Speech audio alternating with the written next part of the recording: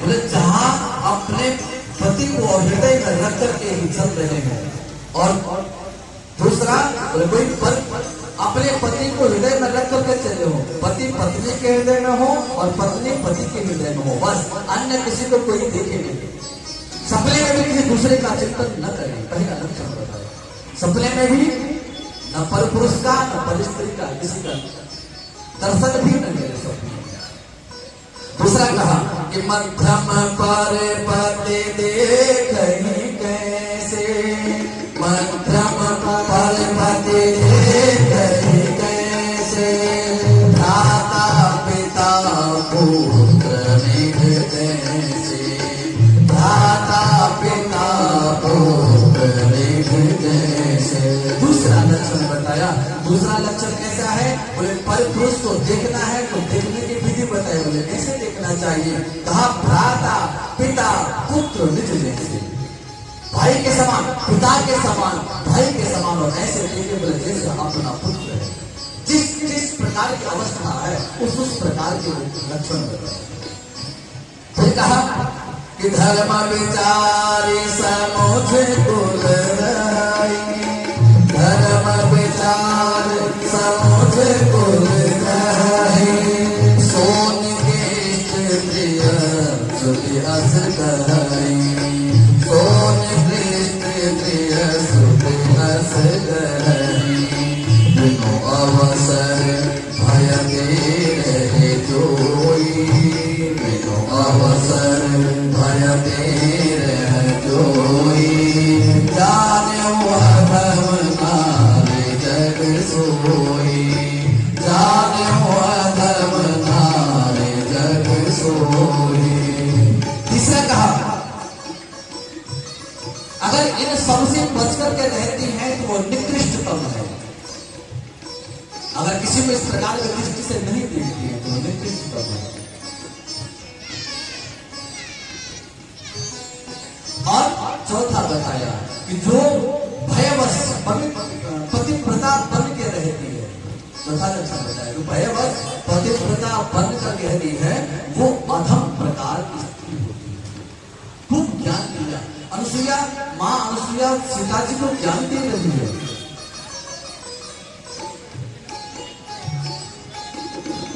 फिर कहा बोले सीता तुम तो इस प्रकार की स्त्री हो कि तुम्हारा नाम लेकर सुनो सीता तब नाम। हमारे बीच में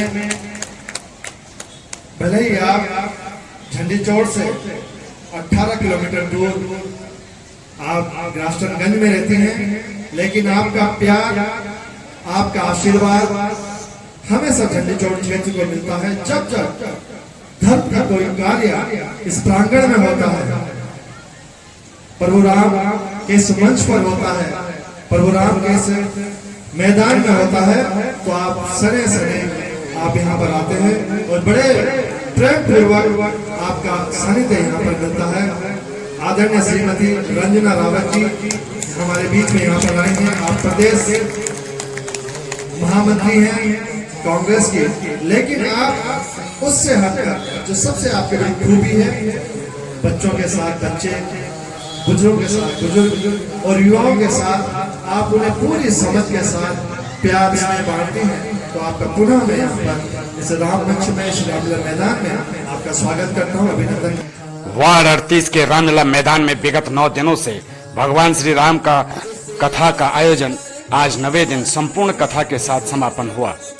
आज राम कथा के समापन पर कोटद्वार की प्रसिद्ध समाज सेवी व कांग्रेस की प्रदेश महामंत्री श्रीमती रंजना रावत ने शिरकत कर एक बार फिर श्री राम व कथावाचक आचार्य का तहे दिल से धन्यवाद करते हुए कहा कि हमारी भावी पीढ़ी के लिए श्री राम के जीवन का चित्रण करना आवश्यक है और यह लगातार चलना चाहिए ताकि युवा पीढ़ी को राम के पद चिन्हों पर चलने का ज्ञान मिल सके।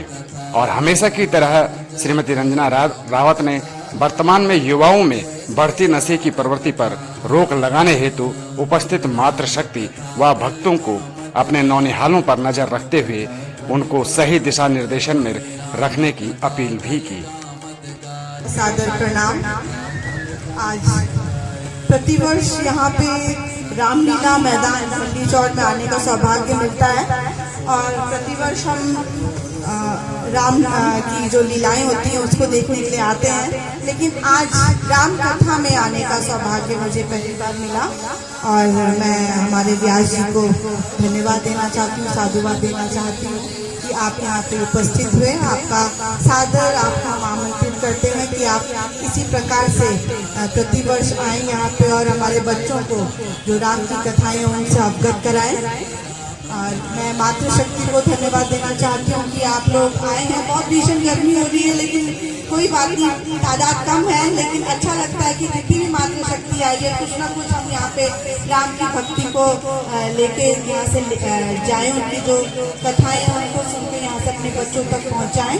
मेरे साथ आए बिंदु नौटियाल जी, समाज सेवी, जो कि आपको अमित नेगी ने बताया है कि बहुत वो अपने दिल में वो करुणा रखती हैं ऐसे व्यक्तियों के लिए जिनका कोई नहीं है, जो बेसहारे हैं, जो बिल्कुल जिनको अपना होश भी खुद नहीं है, उनके लिए वो।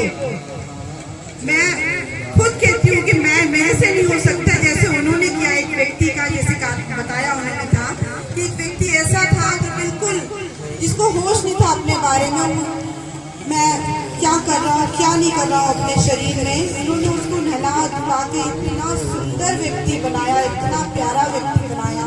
उसके बाद उन्होंने उसको करुणा आश्रम में छोड़ा। ऐसे एक ही व्यक्ति नहीं, कई व्यक्तियों को उन्होंने इस प्रकार से जो मंद बुद्धि होते उनको वहाँ पे छोड़ा करुणा आश्रम में जाकर। अभी हाल फिलहाल में एक महिला को भी आपने छोड़ा। तो बहुत अच्छा अपने कार्य कर रही हैं। बहुत ही आदरणीय हमारी यहाँ की प्रिंसिपल जिनसे मैं अभी कुछ ही 1-2 साल पहले ही मिली हूँ और मुझे ऐसा लगता है जैसे मैं अपनी माँ से मिली हूँ। बहुत अच्छा लगता है आपसे मिलकर और एक जो प्यार और स्नेह आपके द्वारा हमें प्राप्त होता है। बहुत बहुत आपका भी आभार। मेरा छोटा भाई बहुत ही यंग और एनर्जेटिक अमित नेगी जी, जो कि झंडी चौड़ की जान है हमारी और हमारी भी जान है, अपनी भाभी की भी जान है वो।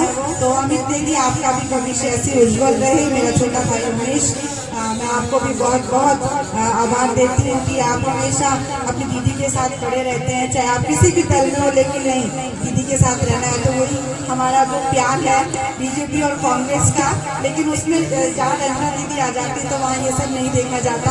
तो बस मैं यही कहना चाहती हूँ कि हम कुछ ना कुछ ऐसी राम की भक्ति, जो राम के जो आदर्श थे उनको हम लेके जाएं। बहुत बड़ी बातें, मैं तो बहुत छोटी हूँ उनके सामने, मुझे ज़्यादा ज्ञान नहीं है, लेकिन जो उन्होंने हमें बातें बताई, आप लोग को आज अंतिम दिवस है, तो जो भी उनकी जो विचार थे राम के आज्ञाकारी पुत्र और जिस प्रकार से उन्हें अपने पति उसका धर्म निभाया, अपने बच्चों के लिए जो उन्होंने किया, उस प्रकार जितने भी उनकी जो नीति गाथाएं हैं, किस प्रकार से उन्होंने अच्छाई की जीत और बुराई का नाश किया, यही हमको लेके जाना है। और लास्ट में यही अच्छाई की जीत और बुराई का नाश, जो स्मैक का जो नशा है, बार बार मैं यही कहती हूँ आप लोगों से कि हमें भी जो ये गंदा जो नशा है स्मैक का, उसको अपने जीवन से समाप्त करना है और अच्छी अच्छी बातों को अपने अंदर उसका अनुसरण करना है।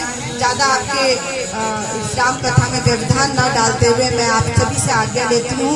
जय श्री राम कथा, जय राम कथा, जय श्री राम कथा, जय जय राम कथा, जय श्री राम कथा, जय जय राम कथा, जय श्री राम कथा, जय जय राम कथा, जय श्री राम कथा, जय जय राम कथा, जय श्री राम कथा, जय जय राम कथा, जय श्री राम कथा, जय जय राम।